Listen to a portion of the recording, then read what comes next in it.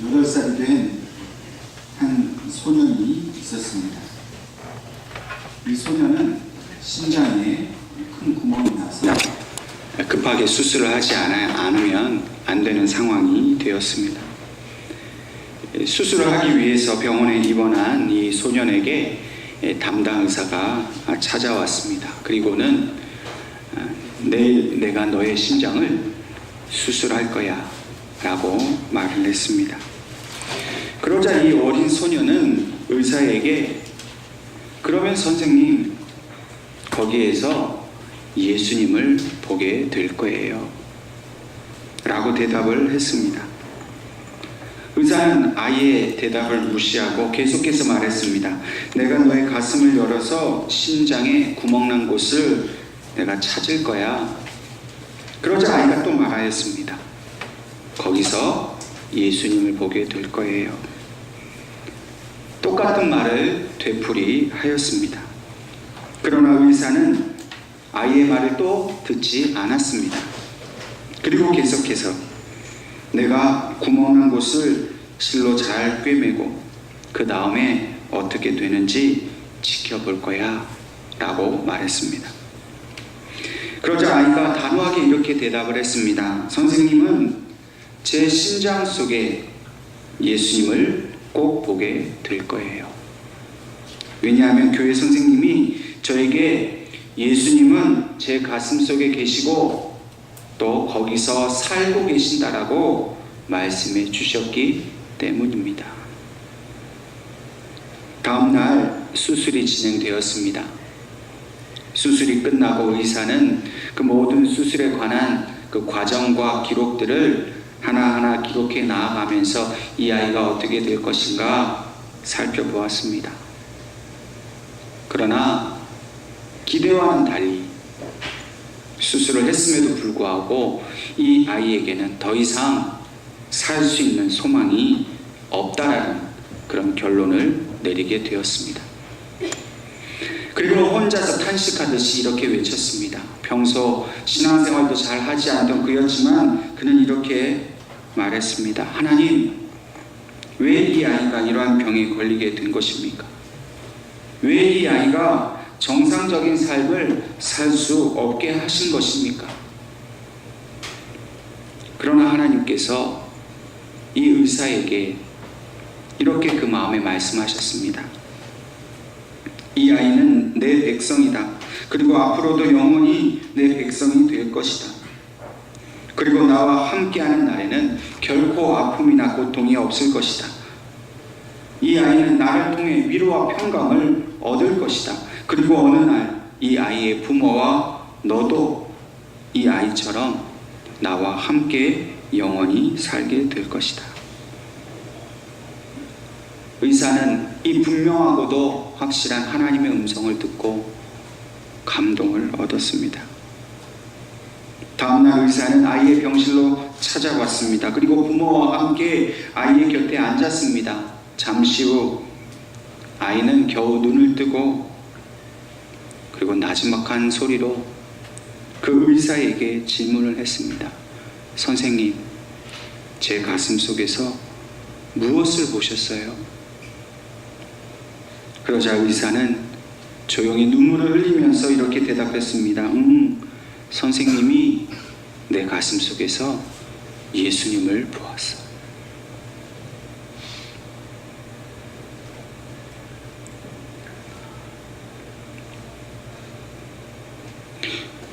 그날 그 의사는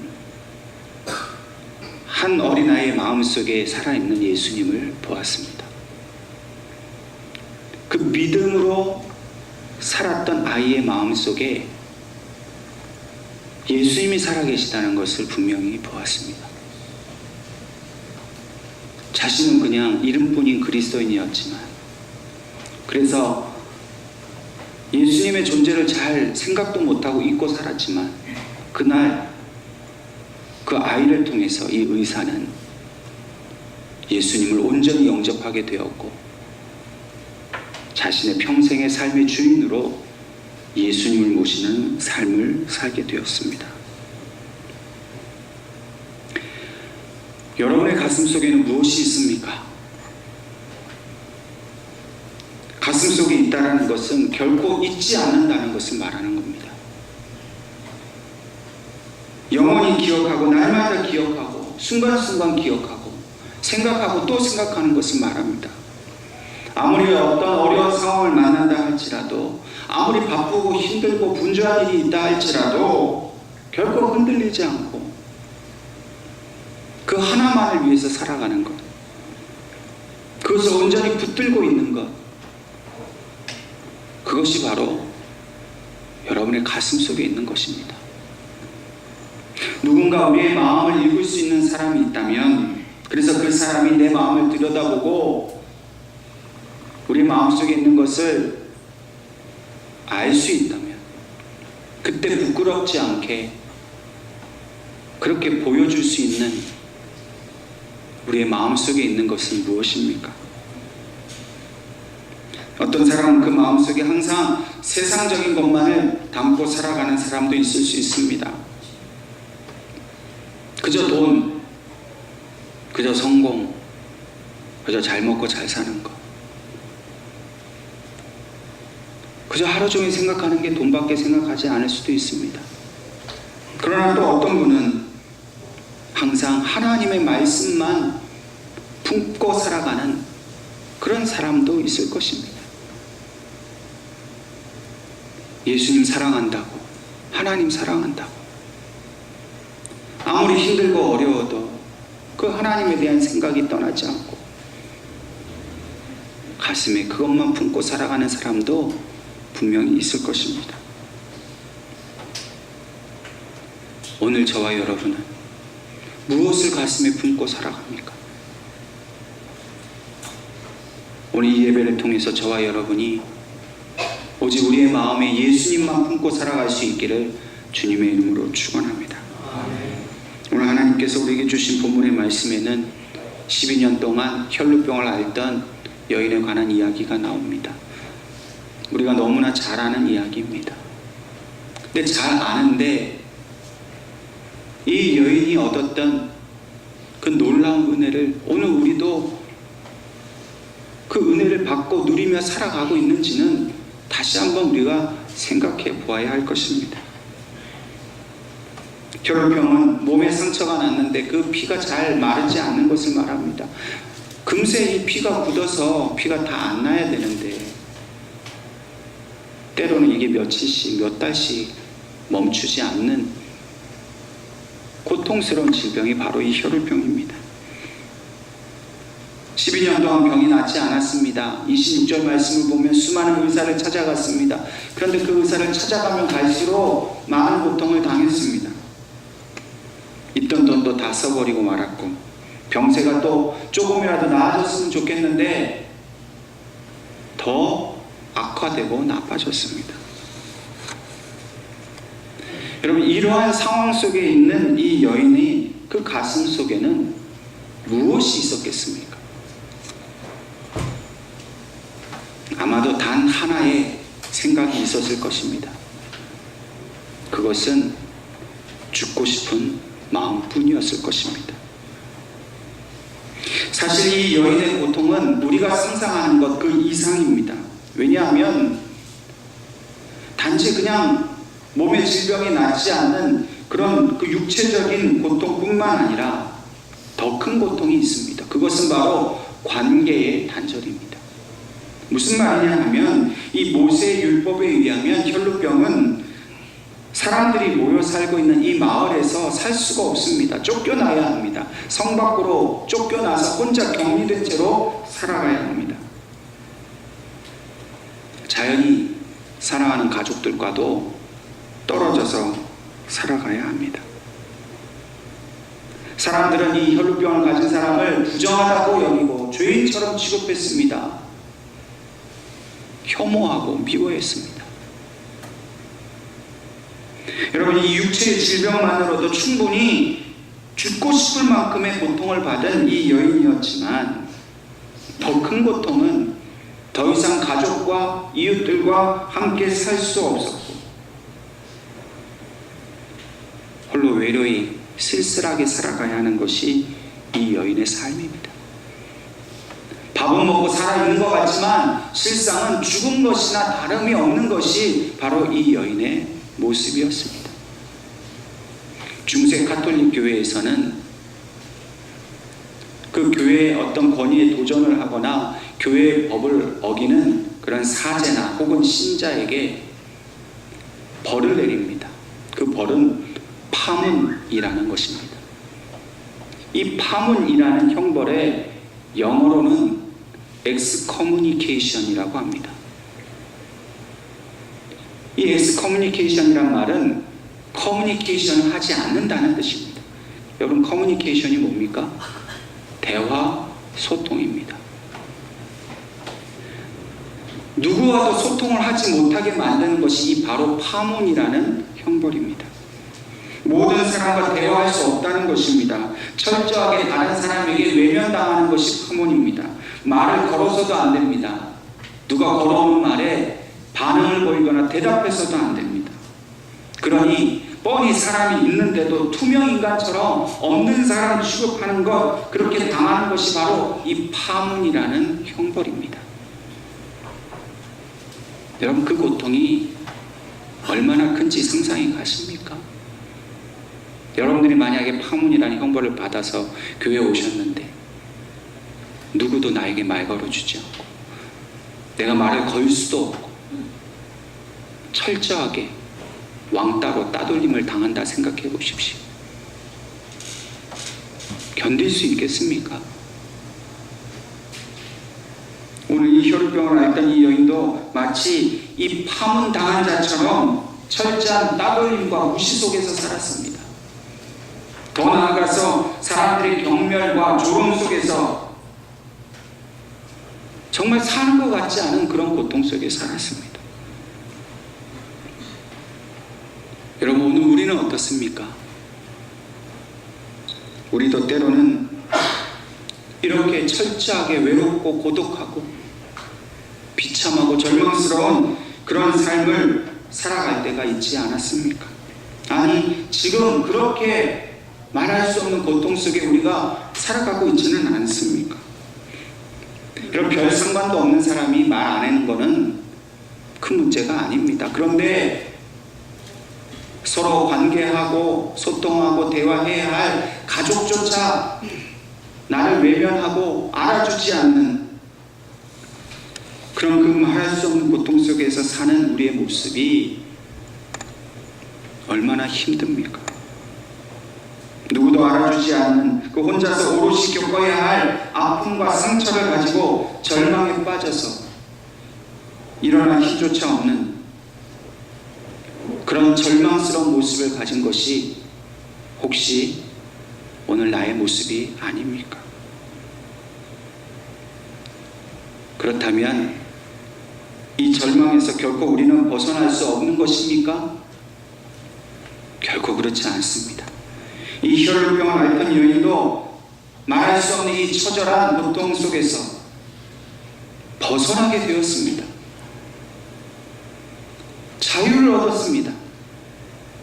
파문이 끝나고 치유와 회복을 얻게 되었습니다.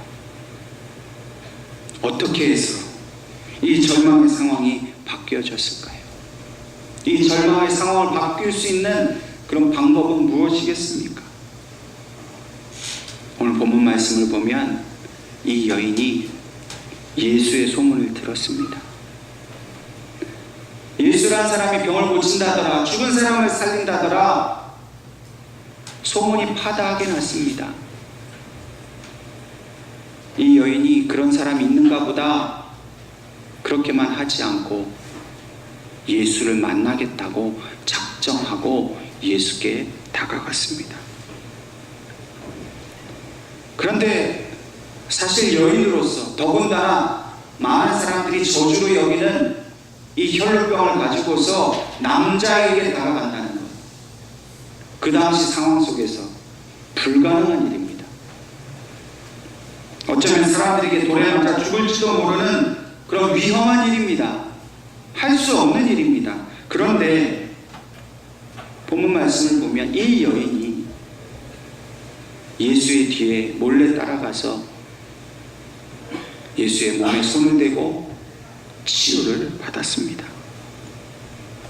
어떻게 이런 치유의 역사가 일어났습니까? 28절 말씀을 보면 이는 내가 그의 옷에만 손을 대어도 구원을 받으리라 생각함이라. 생각을 했습니다. 생각을 가지고 주님께 나아갔을 때 이 여인이 구원을 받았습니다. 자기가 구원을 받겠다 생각한 그대로 치유를 받았습니다. 이 여인에게 구원은 치유를 말합니다. 생명을 얻는 것, 그게 바로 구원입니다. 우리는 누구나 고난을 당하고 고통스럽고 견딜 수 없는 괴로움과 아픔의 순간이 만나면 이 고통에서 벗어나고 싶다 생각을 합니다. 이 문제가 빨리 해결되었으면 좋겠다 간절하게 생각을 합니다. 그런데 생각만 하고 아무것도 하지 않고 있으면 현실은 바뀌는 것이 없습니다. 여인이 생각만으로 끝난 것이 아니라 그 생각에 믿음을 더했습니다. 단순한 생각이 믿음으로 발전하는 영적인 경험을, 그 기적을 이 여인이 경험하게 된 것입니다. 아, 빨리 이 문제가 해결되면 좋겠는데, 빨리 나았으면 좋겠는데. 우리의 이 단순한 생각이 바로 믿음으로 발전되는 것, 그것이 바로 성령이 하시는 일입니다. 우리가 고난 속에서, 이러한 환난 속에서 하나님의 말씀, 이 성경 말씀을 읽고 마음에 새기는 일은 너무나도 중요한 일입니다. 여러분, 고난 당했을 때 멍하고 계지 마십시오. 즉시로 어려움이 닥쳤을 때 하나님의 말씀을 읽으십시오. 외우십시오. 새기십시오. 그리고 그 말씀을 가지고 생각하십시오. 이렇게 됐으면 좋겠다고, 이 말씀대로 이루어졌으면 좋겠다라고 간절히 생각하십시오. 그러면 그 생각을 가지고 기도의 자리로 나아갈 때에 성령께서 그 생각에 믿음을 더해주십니다. 그 생각을 가지고 기도하는 자를 성령께서 도와주십니다. 붙들어 주십니다. 그 생각이 너무 귀하기 때문에 믿음을 주셔서 그 생각하는 것, 그 상상하는 것이 온전한 믿음이 되었을 때, 믿음의 분량이 채워졌을 때 그 믿음대로 행동하게 되고 그 행한 대로 이루어집니다. 여러분, 믿음이 생기면 불가능하다는 상황을 보지 않게 됩니다. 믿음이 없으니까 생각은 하는데 그렇게 될 것이라는 생각을 못하는 거예요. 정말 그 문제가 해결되고 그 질병이 치유받게 되는 그 상황을 소망을 못하고 그려볼 수가 없는 겁니다. 그냥 단지 생각만 하고 끝났기 때문에. 여러분은 이 여인이 그냥 생각만 하고 집에 가만히 있었으면 치유받지 못했습니다. 내가 예수라는 사람의 소문을 들었는데 내가 그의 옷에 손만 대어도 내가 낫겠다 생각을 하고 간절함으로 나아가니까 믿음이 생겼습니다. 불가능한 상황을 뛰어넘을 수 있는 용기가 생겼습니다. 자기 몸을 끌고 나아가서 예수의 옷자락에 손을 대는 행동을 하게 됐습니다. 치유를 받았습니다. 여러분, 우리는 생각만 하지 기도도 안 합니다. 믿지도 않습니다. 행동도 안 합니다. 그렇게 나와서 기도 좀 하라고 해도 안 옵니다. 생각만 하고 있어요. 아, 잘 돼야 되는데, 병이 나야 돼. 여러분, 생각에만 그치도록 만드는 악한 세력이 있어요. 마귀는 여러분들의 생각을 방해합니다. 그 생각만 그치고 절대 믿지 못하게 만듭니다. 믿음의 생각을 하지 못하도록 그냥 생각하다가 즉시로 낙심하게 만듭니다. 절망하는 생각, 의심하는 생각을 품습니다. 아, 진짜 기도한다고 나? 이 병원 가서 치료해야지. 의사도 힘들다는 거예요.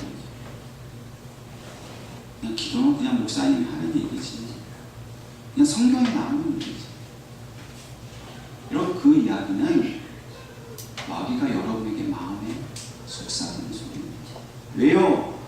우리가 믿고 하나님의 은혜를 받아서 질병을 치유받고 구원받는 걸 마귀는 너무나 싫어하기 때문입니다. 여러분들이 늘 절망하고 낙심하고 안 된다, 할 수 없다, 하나님께 나아가 기도하는 것을 방해하는 게 마귀가 원하는 일이기 때문입니다.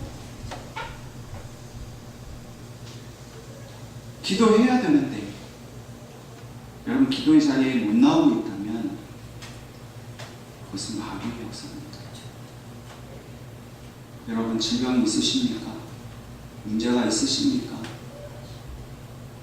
예수의 소문만 듣고 그래, 그런 분이지, 나오면 좋지,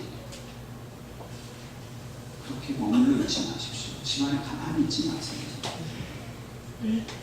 이 여인처럼 예수님 앞에 나오십시오. 믿음을 가지고, 용기만 가지고 나오시면 돼요. 딴 거 할 필요 없습니다.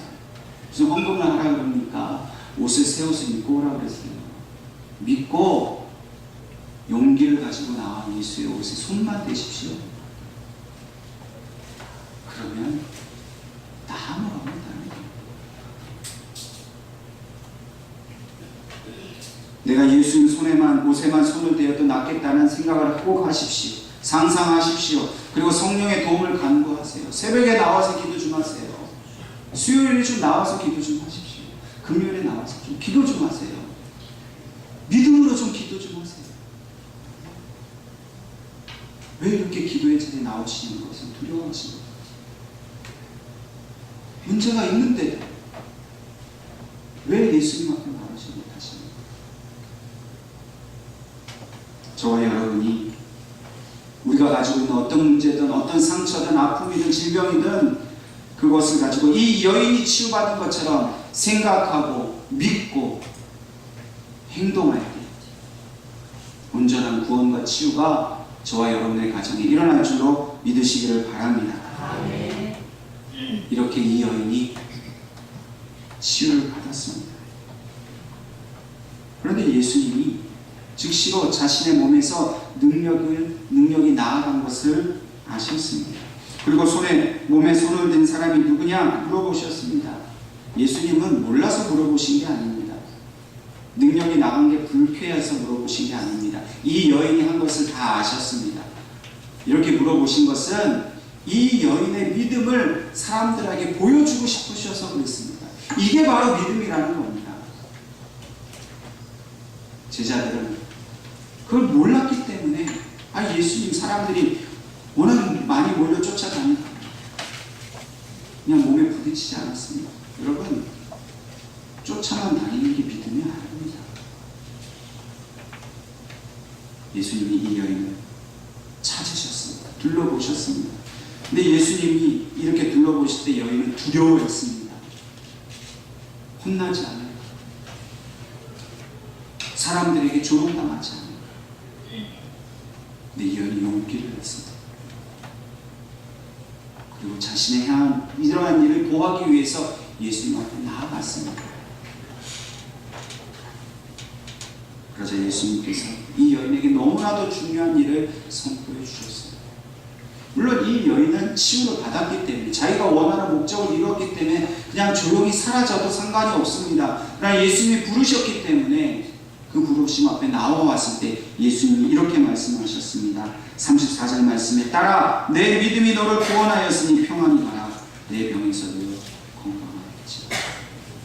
믿음으로 구원받았지만 더 중요한 것은 바로 주님께서 평안히 가라 하시는 음성을 듣는 일입니다. 여러분, 이 평안히 가라 하는 말씀의 뜻은 모든 깨어진 관계를 이제 회복하라는 말씀입니다. 이제 너는 육신의 질병만 나은 것이 아니라 이제는 가족에게, 이웃에게, 너의 그 원래 사랑하던 사람들에게로 돌아가라는 것입니다. 얼마나 이 여인이 집에 가고 싶었겠습니까? 부모님을 다시 뵙고 싶었고, 결혼을 했다면 남편과 자식이 얼마나 보고 싶었겠습니까? 예수님은 이 여인의 아픔을 아셨기 때문에 그것을 회복시켜 주기를 원하셨던 겁니다. 몸만 깨끗해진 것이 아니라 이제는 진정한 평강의 삶을 살아라, 그렇게 선포를 해주신 겁니다. 그냥 가는 것이 아니라 주님이 주신 평강을 가지고 가라는 것입니다. 여러분, 이 평안이 가라 하신 이 말씀의 뜻은, 이것은 하나님의 선물이라는 뜻입니다. 이 헬라어 원어로 이 평안이라는 말은 에이레네라는 말입니다. 히브리어는 구약에서 샬롬이라는 말이죠. 이 매주라는 샬롬, 에이레네 같은 말입니다. 근데 이 평안이 가라 하는 말은 평강의 주님이 너를 다스리신다라는 뜻이에요. 그냥 뭐 병 나았으니까 이제 고통 없이 그냥 가서 네 마음대로 잘 살아라, 이 말이 아니라 네가 가서 사는 삶 속에 내가 이제 평강으로 너를 붙들어주고 지켜주고 보호해 주시겠다는 말씀이에요. 여러분, 질병을 우리가 치유받는 것도 중요하지만 더 중요한 일은 주님의 평강 가운데서 살아가는 일입니다. 주님이 우리를 보호해 주시겠다는, 이 여인의 모든 삶 동안, 남아있는 모든 삶 동안 예수님께서 다시는 이러한 질병이 찾아오지 않도록, 이런 고난이 찾아오지 않도록 에이레네의 평강으로 이 여인의 삶 속에 함께 하시겠다는 거예요. 여러분, 주님이 오늘 우리에게도 동일하게 말씀하고 있습니다. 여러분의 모든 질병과 아픔과 고통을 주님께 내려놓으십시오. 부디 생각하고 믿음의 기도를 드리십시오. 그리고 믿음대로 행동하면 주님이 낫게 해주십니다. 그리고 다시 주님을 떠나지 마십시오. 그분이 우리를 찾으실 때 주님, 제가 여기 있습니다, 나아가십시오. 계속해서 기도의 자리로 나아가세요. 그러면 주님이 우리에게 평안을 말합니다. 평강이 너와 함께 할 것이다. 내가 너를 떠나지 않을 것이다. 내 가정을 지키고 내 자녀들을 지킬 것이다. 예언교회를 찾아오신 성도 여러분, 이 시간 주님을 만나십시오.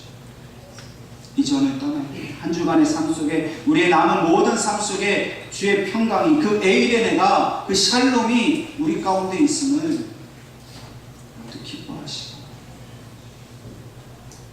주님 앞에 나와 기도하십시오. 주님을 찾으세요. 이 기쁨과 이 은혜를 영원토록 누리며 사시는 저와 여러분 될 수 있기를 주님의 이름으로 축원합니다. 아멘.